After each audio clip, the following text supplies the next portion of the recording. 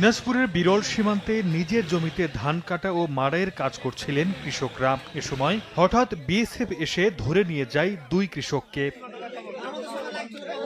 স্থানীয়রা জানান, শুক্রবার সকাল থেকে বাংলাদেশি নাগরিক মাসুদ রানা, এনামুল হক সহ কয়েকজন দিনাজপুরের বিরলে বাংলাদেশের সীমান্তের অভ্যন্তরে জমিতে ধান কাটছিলেন। এ সময় বিএসএফ সদস্যরা এসে দুই কৃষককে ধরে নিয়ে যায়।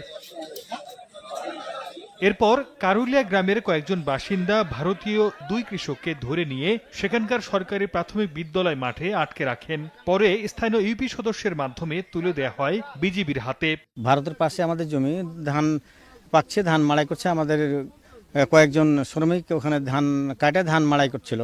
হুট করে আসে বিএসএফ দুইজনকে আটক করে নিয়ে চলে গেছে। এরাও মনে করেন যে দুজন ইন্ডিয়ার, ধরে নিয়ে আসার পরে এদেরকে নিয়ে আসা রেখেছে।